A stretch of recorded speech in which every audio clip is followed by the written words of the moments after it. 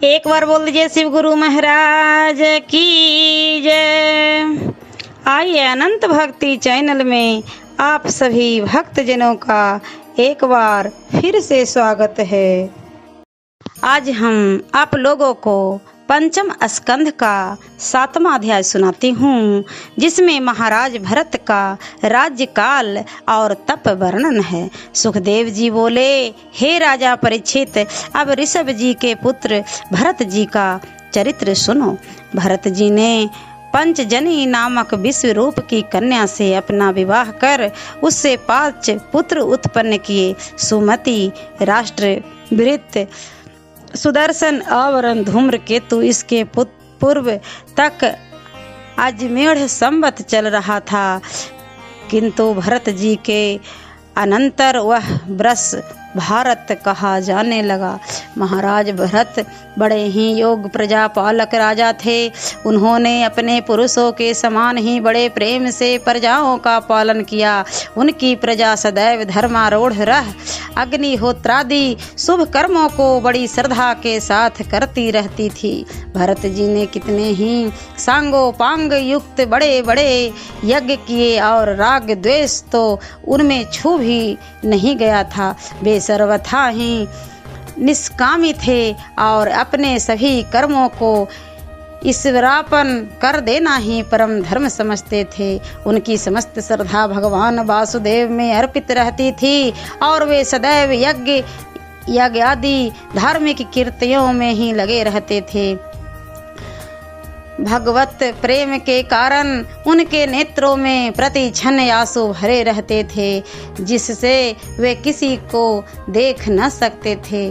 फलतः भक्ति योग से गंभीर उनका हृदय महाआनंद से परिपूर्ण हो गया। उनके मन में परम ब्रह्म महापुरुषाकार युक्त श्री वत्स कौस्तुभ वनमाला शंख चक्र गदा पद्मधारी नारद आदि निज भक्त जन हृदयवासी पुरुष रूप से शोभित भगवान हृदय कमल मध्य निवासी वासुदेव में दिन दिन बढ़ते वेग से उत्कट भक्ति उत्पन्न हुई। इस प्रकार 1 करोड़ वर्ष तक राजभोग करके फिर संन्यास लेने का निश्चय कर इतने दिन से भोग किए पितामह से प्राप्त राज्य को अधिकार अनुसार पुत्रों में बांटकर संपूर्ण संपत्तियों को त्याग कर अपने घर से निकल पुलह मुनि के आश्रम में चले गए, जिस आश्रम में भगवान हरि अभी तक भी वहाँ रहने वाले भक्तों में बात सल्भ भाव से उनके अभिष्ट रूप से सन्निहित रहते हैं, जहाँ पर अब भी उभयत नाभि युक्त चक्र वाले पत्थर यानी शालिग्राम हैं। यदि नदियों में श्रेष्ठ चक्र नंदी आश्रम स्थानों को सर्व प्रकार पवित्र करती हैं, उस पुलाहाश्रम के उपवन में अकेले ही वह शुद्ध हृदय से विषयाभिलाप छोड़कर सम दामिक संपन्न होकर नाना प्रकार के फूल पल्लव तुलसी जल से तथा कंद मूल फलोपहार से भगवान की आराधना करते थे और उसी से उनको परम शांति प्राप्त होती थी। जब वह इस प्रकार निरंतर ही पूजा करते थे, तब उनके बढ़ते हुए अनुराग के भार से उनका हृदय शिथिल हो जाता था।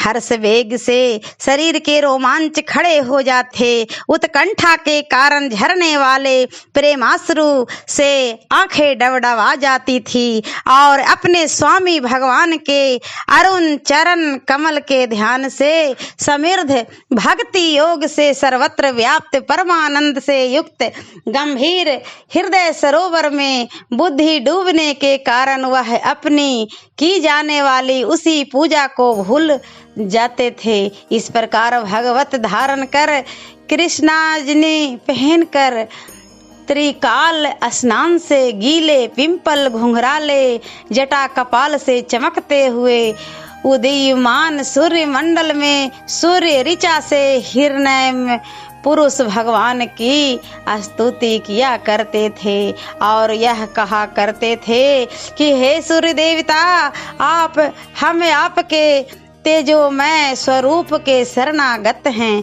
आप ही सब कर्मों के फल को देने वाले हैं।